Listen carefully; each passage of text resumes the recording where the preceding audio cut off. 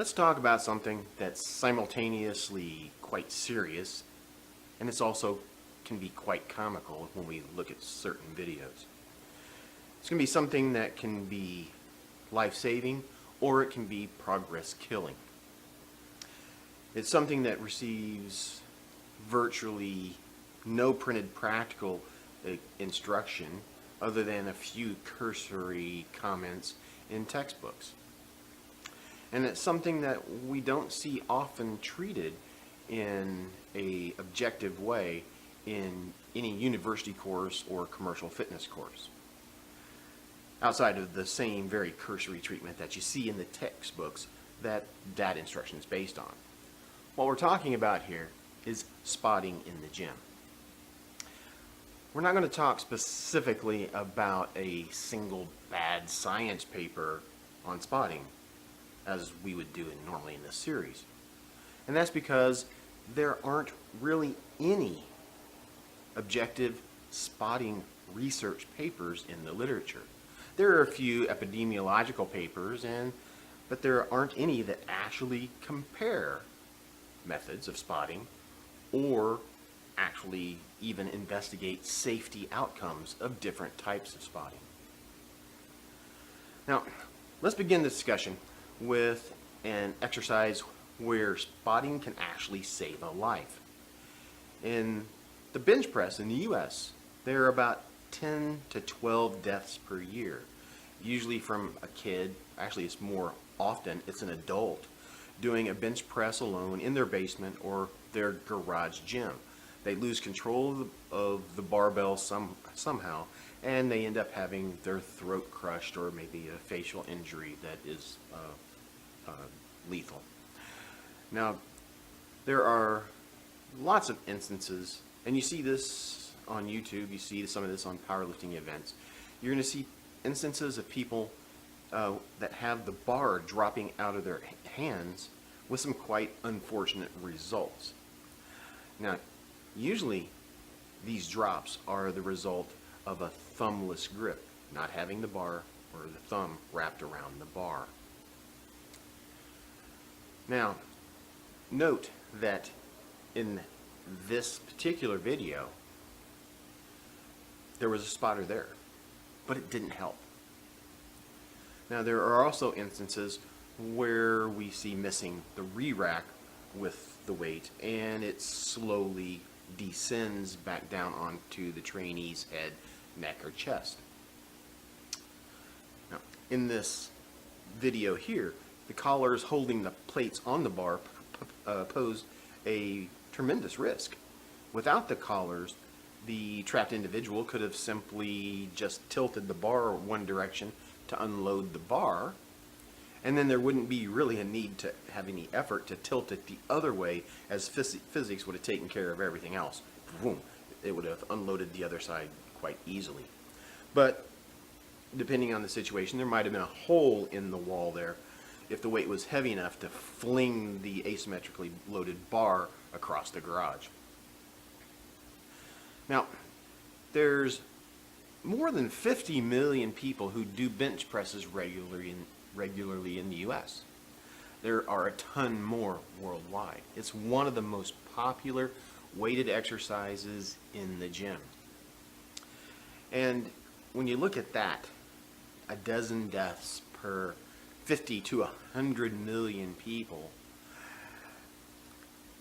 it's not particularly a large statistic. But we need to remember that a percentage of these deaths could have been avoided with a spotter. It's common sense. A trained and attentive spotter, if they were present to yell at the trainee to put their thumb around the bar or to help get it off them if they actually had a problem getting it into the rack at the end of the set, would have been helpful, could have saved a life. But even if you have a spotter present, there's no guarantee that you're safe. If they're clueless, weak, or just not paying attention, the spotter can pretty much only call 911 or 999 after an accident occurs. As it stands now, we've evolved into the mindset in commercial and athletic weight rooms that spotting on virtually every weighted exercise is a requisite of safe practice and reduced liability. And while we do have to acknowledge a nugget of truth in this, as we would in the bench press, we frequently see some egregious failures of good judgment in spotting this, the bench press, or many other lifts. Lots of lifts don't need spotting at all. The deadlift is an example of this. The deadlift has a variety of spotting methods that we see used in the gym, when spotting is really not needed at all. If you think about it, you're picking something up off the floor. All the trainee needs to do is just set the barbell back down if they have a problem, or in the worst case scenario, just let go. But we still see evidence of deadlift spotting in the gyms. And we see a weird assortment of techniques, most often delivered or executed by those that have virtually no experience training with the deadlift or experience in training others. Now, we see spotting that is actually team deadlifting. How much weight is the trainee actually lifting here? Who knows? Is the additional weight that's possible added by the partner's assistance through a partial range motion providing some overwhelming physical load that is going to prevent the individual's recovery between workouts and potentially diminish the adaptation to training, the adaptation that we're desiring? Is the two-man load too much stress on the joints for someone who truly hasn't trained at that intensity prior? Then we have spotters who just seem to be oblivious to their disruption of balance and technical ability of the trainee by virtue of the spotting technique that they use. If you're doing a max deadlift and somebody grabs your butt to spot your deadlift, your reaction would be to move your hips forward away from somebody grabbing your butt. And this puts the bar and the body out of position, virtually ensures a fail, and potentially could cause an injury. Potentially. Now, in the case of this full mount spotting technique, well, most people would just get punched or sued for using that particular method. That particular method also has another fatal flaw in that you have to be taller, significantly taller, than the person that you're spotting. Luckily, it's a ridiculous technique that nobody in their right mind would ever use professionally. And we'd like to say that it's only the untrained and unknowing that spot incorrectly or do silly things while spotting. But in this particularly heinous and poor choice of spotting techniques on the deadlift, via a cranking of the chin upwards, the spotter is actually apparently a official trainer, as indicated by the name badge on his sleeve. But who actually taught this guy how to spot the deadlift? Who taught him this? Don't know. So what we see is it's a sad situation that it's often as safe to go without a spotter as it is to actually have a spotter. Those that are available in the gym to spot for you are generally not trained in spotting, have no experience in spotting, and are generally unfamiliar with you, the trainee, or any trainee.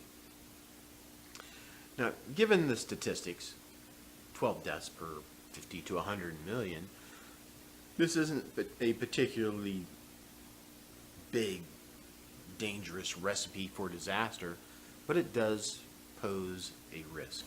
There are some very good resources on how to spot exercises. Starting Strength goes over how to spot or not spot the basic exercises. USA Powerlifting coaching manuals go through the same thing, how to coach some basic lifts. USA Weightlifting's coaching manuals do something that's very, very important.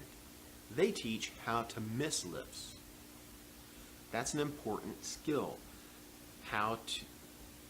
Getting a trainee to understand when and how to bail from a lift that's going awry. Now, this is an essential part of training with weights.